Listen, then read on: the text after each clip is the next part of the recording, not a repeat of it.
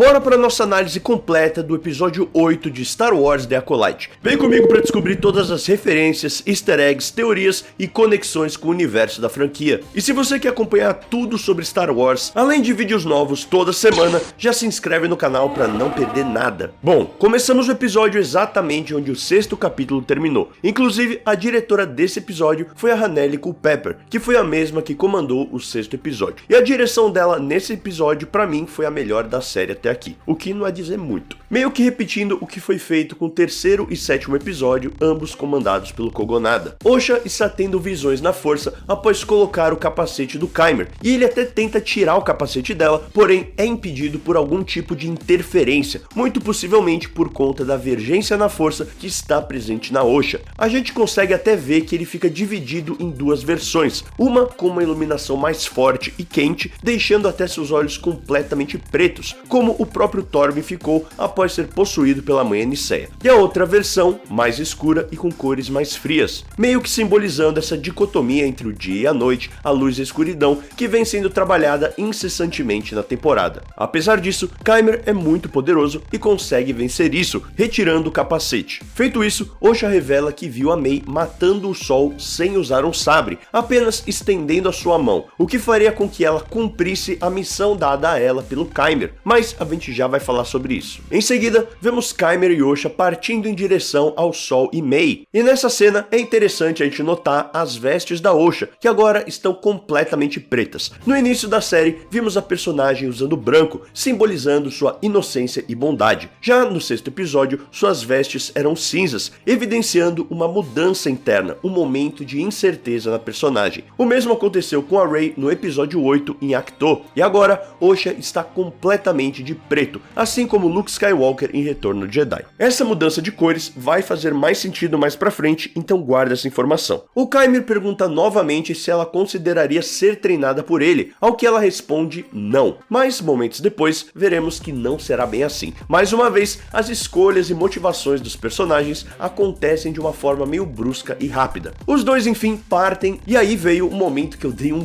grito que foi um misto de emoções. Teve uma dose de animação e euforia, porém também uma dose de medo e preocupação. O motivo do meu grito foi provavelmente o mesmo motivo do grito de muitos de vocês. Enfim, tivemos a primeira aparição do lendário Lord Sith Darth Plagueis em live action. Para quem não reconheceu esse personagem, ele é um membro da espécie Moon. Essa raça era alta, pálida, contando com crânios alongados e estreitos. Eles eram conhecidos em toda a galáxia como banqueiros movidos pela ganância. Plagueis foi o mestre de ninguém menos do que Darth Sidious, o bom e velho Palpatine. No cânone, ele já foi mencionado em Vingança do Sith, quando Palpatine contou a sua trágica história a Anakin Skywalker, e também foi mencionado no livro Segredos do Sith, onde é dito que Plagueis descobriu uma forma de imortalidade através da transferência de essência, um poder que permitia ao usuário transferir sua consciência a outro corpo usando corpos como receptáculos, algo que vimos o próprio Palpatine usando posteriormente em Ascensão Skywalker. Já no Legends, tivemos a história de Plagueis sendo contada em mais detalhes. Lá descobrimos que Plagueis foi entregue a um Lord Sith após a sua mãe descobrir sua sensitividade à força. O Lord Sith em questão era Darth Tenebrous, que acolheu Plagueis e o treinou nos caminhos do lado sombrio. Eventualmente, Plagueis acabou traindo seu mestre e o assassinando, cumprindo assim a regra de 2. Essa traição ocorreu no planeta de Baldeminic, um planeta oceânico muito hostil e repleto de ilhas desertas. Uma grande concentração de cortoses, o mesmo material usado no capacete do Kymer e presente nas cavernas do planeta misterioso em que eles estão aqui na série. O que me leva a acreditar que esse planeta de fato é Baldeminic, e estamos acompanhando a história tempos depois de Plagueis ter destruído seu mestre e ter acolhido Kymer como seu aprendiz, fazendo de Osha a acólita de Kymer. Lembrando que, segundo a regra de 2, deveria haver apenas um mestre e um aprendiz, mas isso não excluía a possibilidade de acólitos, que, como vimos na série, ainda não podem ser considerados aprendizes Sith, por assim dizer. Como vimos em The Clone Wars, Palpatine era o mestre e Dooku seu aprendiz, que por sua vez chegou a treinar a Sage Ventress e Savage Opress como seus acólitos. Dito isso, ver o Plagueis aqui me deixou bem desconcertado, porque ele é um personagem incrível e lendário que sempre foi um sonho de muitos fãs verem sendo trazido ao cânone de uma forma mais central. E em termos visuais, eu curti bastante esse personagem. Acho que tá bem ameaçador e sombrio, fazendo jus ao Lord Sith. Porém, a minha preocupação preocupação gira em torno dele aparecer justamente em The Acolyte, que, convenhamos, tem sido uma série com muitos problemas narrativos, então fica aquele medo de o personagem ser mal trabalhado ou não conseguirem dar o peso que ele merece na série, o que seria um verdadeiro crime, já que os fãs esperaram tanto tempo por esse momento e de repente pode não ser tão bem executado. Eu sei que foi apenas uma aparição bem breve, mas caso realmente haja uma segunda temporada, não vejo como ele não seria parte vital dessa narrativa, e caso tudo isso aconteça, eles precisam urgentemente pôr ordem na casa e construir uma história digna de um personagem tão gigantesco como esse. Já no núcleo de Coruscant, acompanhamos a Vernestra se encontrando com o senador Raincourt, que é interpretado pelo ator Dave Harrywood, conhecido por papéis em Homeland, Diamante de Sangue e Arrow. E essa foi talvez uma das melhores cenas da temporada, com um diálogo muito bom, algo raro na série. Com o senador dando uma leve alfinetada na Vernestra, dizendo estar surpreso por ela ter viajado pelo hiperespaço, perguntando se o estômago dela estava ok, uma referência a um poder da força da Mestre Jedi, que é ativado quando ela está no hiperespaço, o que pode render a ela visões da força e deixá-la um pouco sobrecarregada. O simples fato dele saber desse desconforto da Vernestra mostra que ele é um cara sagaz e que é o inimigo político do qual a Vernestra se referia nos primeiros episódios da série. Essa cena ilustra muito bem isso, mostrando que Raincourt ouviu rumores de uma investigação de assassinato por parte dos Jedi, sem que eles reportassem ao Senado. Ele inclusive joga um verde para Vernestra e tira dela a informação que existem múltiplas vítimas, complicando ainda mais o lado da Jedi. Inclusive, esse pedido de revisão externa do Jedi por parte do senador é uma questão muito massa. Como comentei na análise do 6º episódio, a ideia dessa revisão era fiscalizar a Ordem Jedi, que apesar de fornecer defesa à República, não era obrigada a responder perante a República, sendo essas duas organizações separadas, mas que trabalhavam juntas. Porém, essa falta de responsabilidade da Ordem Jedi perante a República é o que Raincourt deseja combater, o que me lembrou muito na hora uma frase icônica de Watchmen, a graphic novel de Alan Moore, que indagava Who Watches the Watchmen, ou Quem Vigia os Vigilantes, que por sua vez é uma alusão a um dos poemas presentes no livro Sátiras, de Décimos Júniors Juvenalis. Esse questionamento é algo muito interessante e completamente válido, afinal, como é possível controlar ou fiscalizar as ações de pessoas que já ocupam a mais alta posição de poder? Isso poderia inferir que aqueles que estão no topo agem sem medo de terem suas ações questionadas ou julgadas, o que é extremamente perigoso. Eu curti muito o personagem do senador e toda essa trama envolvendo ele e a Ordem Jedi. Gostaria de ter visto muito mais disso nessa temporada. Outra fala interessante do senador foi justamente sobre os Jedi serem um enorme sistema de poder desenfreado tentando controlar o incontrolável. Essa hora a Vernestra até acha que ele está se referindo à força, mas na realidade ele se refere às emoções, o que na hora já faz a gente pensar no próprio Anakin, que acabou se deixando levar por emoções como o medo e o ódio, ajudando Palpatine a concluir a vingança do Sith e colocar a galáxia de joelhos perante o seu bel prazer. Isso me lembrou na hora do Batman, que mesmo trabalhando lado a lado com o Super-Homem, secretamente possuía um arsenal de Kryptonita, caso algum dia precisasse combatê-lo. O Super-Homem era o ser mais poderoso da Terra e claro, ele estava do nosso lado, mas e se um dia ele não estivesse mais? Quem seria páreo contra ele? É mais ou menos essa a lógica por trás dessa cena. O senador quer dar à República uma chance de se preparar na eventual possibilidade de algum Jedi poderoso eventualmente surtar e se voltar contra tudo e todos, como foi o caso do próprio Anakin. Enfim, belíssima cena. Já no núcleo do Sol e da May, voltamos para a nave após o Sol ter contado seu ponto de vista a ela, com o Sol ainda na defensiva, fugindo da responsabilidade e afirmando que a intervenção deles foi necessária pelo fato de Osha e May terem sido criadas a partir da força, por intervenção da mãe Aniceia. May eventualmente consegue escapar na nave de fuga, até repetindo uma fala do Han Solo, dizendo "te vejo no inferno". Vimos Han Solo soltando essa logo antes de sair da base de Hoth em busca de Luke Skywalker, que havia sido abatido por um Wampa na nevasca do planeta gelado. Sol a persegue pelos anéis de uma das luas de Brandok, e graças ao Bézil, que sabota a nave do Sol, faz com que a May caia em Brandok. Chegando no planeta, Sol vai até a Fortaleza das Bruxas, onde ele começa a escutar ecos da força dos eventos que se passaram ali. Esse fenômeno era conhecido como psicometria, e era uma habilidade bem rara, que permitia ao usuário obter informações sobre pessoas ou eventos associados a objetos ou lugares apenas pelo toque ou por adentrar esses locais. Vimos alguns personagens usando esse poder, entre eles Quinlan Vos, Cal Kestis, Ahsoka e a própria Vernestra, que inclusive usa desse poder mais pra frente no episódio, tendo acesso a tudo que se passou em Brandok há 16 anos atrás, finalmente descobrindo aquilo que Sol tentou acobertar. Enquanto isso, Kyber e Osha também chegam à fortaleza, o que nos leva ao reencontro das gêmeas e a revanche entre Sol e Kyber. Começando pelo duelo, tivemos uma bela cena de luta entre os dois, que teve muitos momentos irados, como o Sol usando a força para expelir os sabres que haviam sido jogados pelo Kyber. Teve também o salto dos dois em slow motion, bem Zack Snyder, que foi muito parecido com o Tigre e o Dragão, misturando lutas com espadas e artes marciais. Finalmente, estamos voltando a ter duelos de sabre de luz interessantes e bem coreografados. E falando em sabre de luz, eu vou deixar aqui a minha indicação para você que sonha em ter o seu próprio sabre de luz. Vocês sempre me perguntam qual o melhor lugar para comprar um sabre de luz e eu altamente recomendo a Hicks Forge.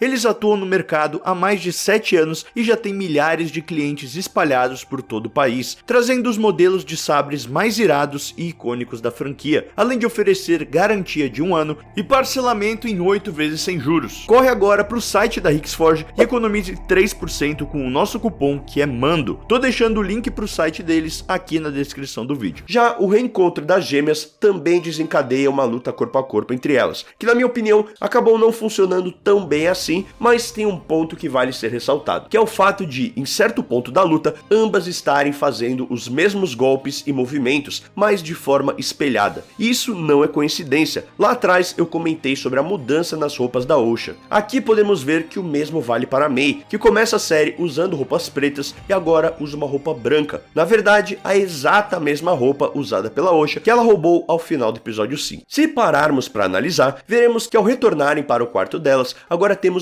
ambas as gêmeas em posições trocadas em relação ao episódio 3, assim como as cores de suas roupas. Nas análises dos primeiros episódios, eu comentei sobre a ligação entre as gêmeas e o símbolo taoísta do Yin Yang. Uma gêmea com marcações brancas em sua pele, mas que usava preto, e outra com roupas brancas, porém com marcação preta. E que eu achava que elas poderiam trocar de posição, algo que acabou se concretizando. Falando no Yin Yang, tivemos também esse take que escancara ainda mais essa comparação, posicionando elas como se estivessem representadas dentro do próprio símbolo. Lembrando que o Yin Yang representa duas forças opostas, porém complementares, como se fossem duas metades opostas de uma coisa só. Um lado precisando do outro para existir e ser tido como completo. E também foi legal ver a Osha dizendo que o motivo dela não ter conseguido se tornar uma Jedi foi por conta do ódio que ela sempre sentiu em relação à sua irmã, por acreditar que a morte da mãe delas foi culpa da May, que é justamente aquela escuridão que eu comentei no primeiro episódio, que o prisioneiro disse que sentiu dentro dela. Ódio esse que a Osha acaba transferindo para o Sol após descobrir que ele foi o responsável pela morte de sua mãe. Inclusive, voltando ao duelo, Sol consegue vencer o Kyber, cortando seu sabre e danificando seu cristal Kyber, o rendendo, o que faz com que ele seja interrompido pela May, que por sua vez consegue induzi-lo a admitir o seu maior crime. Nesse momento, a Osha descobre a verdade e o enforca com a força, uma técnica que é comumente associada ao lado sombrio da força e popularizada por Darth Vader, que usava isso praticamente todo dia com aqueles que falhavam ao seu redor. Até mesmo a mão da Osha parece estar na mesma posição que o Vader usava durante essa técnica. Durante esse momento, vemos outro fenômeno interessante acontecendo. À medida que Osha usa de sua raiva para enforcar o Sol, ela também derrama todo o seu ódio no cristal Kyber do sabre de luz, o transformando de azul em vermelho. Esse fenômeno era conhecido como sangramento do cristal e era um ritual muito comum no lado sombrio. Nas HQs do Darth Vader, vimos que após o seu duelo em Mustafar e a sua transformação em um ciborgue, Vader precisava de um novo sabre, já que Obi-Wan Kenobi havia levado o seu embora. Sendo assim, Palpatine o ensina que para um Sith obter uma nova arma, ele deve primeiro tomar à força um sabre de luz de um Jedi e corromper seu cristal Kyber, conquistando através da morte o seu novo cristal e o fazendo sangrar. E é exatamente isso que presenciamos aqui. O que me leva a dois problemas que eu tive com essa cena, novamente por parte do roteiro. O primeiro é em relação à justificativa do Sol, dizendo que ele mentiu para Osha porque achou que a May estava morta e que por isso ele não conseguiria provar ao conselho que as bruxas foram capazes de criar vida a partir da Vergência, sendo que a gente viu que eles haviam extraído o sangue das duas garotas e até fizeram testes que comprovaram que elas tinham o mesmo simbionte, algo que, como Torben disse, seria impossível até mesmo para gêmeas. Tipo, a prova já estava ali, mas beleza. Agora, o segundo ponto foi o que realmente me deixou irritado. Todo aquele papo de que era necessário matar um Jedi sem uma arma pra no final ser ok matar pelo estrangulamento da força, eu achei que a morte do Torben foi muito mais alinhada com a missão que foi dada pelo Kymer do que o que a gente acompanhou hoje. Lá, a May usou da própria culpa do cara e ele tirou a sua própria vida voluntariamente por conta disso. Aqui foi literalmente ao pé da letra. Ela matou o Jedi sem uma arma, mas usou da força, sendo que nessa mesma cena, a gente teria uma solução infinitamente melhor e mais interessante. Pra mim, quem cumpriu essa missão foi a May e não a Osha. Ela fez com que o Sol admitisse o seu maior segredo sujo, algo que ele ficou anos escondendo de tudo e todos. Na fala do Kymer no primeiro episódio, ele fala que os Jedi vivem uma mentira, exatamente como o Sol estava vivendo, uma mentira que só ele acreditava. Então, a pior coisa que poderia acontecer com ele era justamente ter que admitir isso e enfrentar o Alto Conselho e ser julgado por seu crime. Isso sim seria matar, entre aspas, um Jedi sem usar uma arma. E não só enforcar ele usando a força, que é algo que qualquer um pode fazer. De novo, sempre que existe uma possibilidade de uma saída interessante, a série parece ir na contramão. E eu achei isso uma baita oportunidade perdida. No meio de tudo isso, a Vernestra chega a Brandok, e ao pisar no planeta, ela já sente a presença do Kymer, confirmando que ele foi mesmo o padawan dela em certo ponto, algo que também explica a familiaridade que o Sol sentiu nele. Vale lembrar que a Vernestra disse que conhece o Sol desde criança, logo, em algum ponto, Sol já deve ter cruzado com ela e seu então padawan, o Kymer. Nessa cena, ele até coloca o capacete para que ela não consiga mais senti-lo, o que me lembrou muito do Professor Xavier e do Magneto em X-Men. Sendo assim, as gêmeas fogem da instalação por um duto localizado no fundo do poço do qual a May caiu no episódio 3. Ela disse que foi sugada pelo túnel, o que é uma referência a Império Contra-Ataca, quando Luke escapa de Darth Vader de maneira parecida em Bespin. As gêmeas eventualmente chegam até a árvore Bunta, se reconciliam e são surpreendidas pelo Kymer. Elas até pensam por meio segundo em se entregar ao Jedi e explicar tudo, porém desistem da ideia por temerem que seu destino seja igual ao da sua mãe. Então, a decisão é de se separar. O motivo, honestamente, eu não tenho a menor ideia. Elas finalmente estão juntas e estão se dando bem. Então por que as duas não podem seguir com o Kymer? Ele não pode treinar as duas como suas acólitas? No começo do episódio, a Osha disse que não era como a May e jamais aceitaria ser treinada. E agora, ela está deixando a sua irmã para trás para ir treinar com o Kymer. E isso me bugou bastante. De qualquer maneira, as duas se despedem e vemos o Kymer usar um poder da força muito interessante, a fricção de memória. Essa técnica telepática da força permitia ao usuário usar a força para alterar ou apagar as memórias e ou habilidades aprendidas de outro indivíduo. Vimos o pai de Mortis usando dessa técnica para apagar o conhecimento da mente de Anakin após ele ter vislumbrado seu futuro como Darth Vader. Isso funciona e May fica para trás, sem memória, e é presa pelo Jedi, enquanto Osha e Kymer retornam ao planeta misterioso, onde assistem o pôr do sol de mãos dadas, passando uma vibe que de fato eles podem vir a se tornar um casal do lado sombrio. Já em Coruscant, vemos Vernestra conversando com a May e aprendendo que ela perdeu suas memórias, e ela meio que deixa escapar que a May tem uma irmã, meio que rebutando essa busca pela irmã perdida novamente na cabeça da garota. Mas o que me chamou mais atenção nessa cena foi a Vernestra prestando seu depoimento ao chanceler Drellic, que é um membro da espécie Tarsum. Lá, ela joga o Sol para debaixo do tapete, colocando toda a culpa pelos assassinatos nele e destruindo a imagem do Jedi, enquanto ela mesma faz o que ele estava fazendo, que é justamente acobertar a parada e mentir para geral, continuando essa rede de mentiras. Ela até pede desculpa pro cadáver do Sol, mas segue com seu plano. Pelo menos ela deu a ele um funeral tradicional Jedi, o cremando em uma pira de madeira, como Darth Vader no episódio 6 e Qui-Gon no episódio 1. E a série termina exatamente como havíamos cogitado, com mais um cameo bombástico, dessa vez uma breve aparição do Mestre Yoda, deixando um gancho para uma eventual segunda temporada.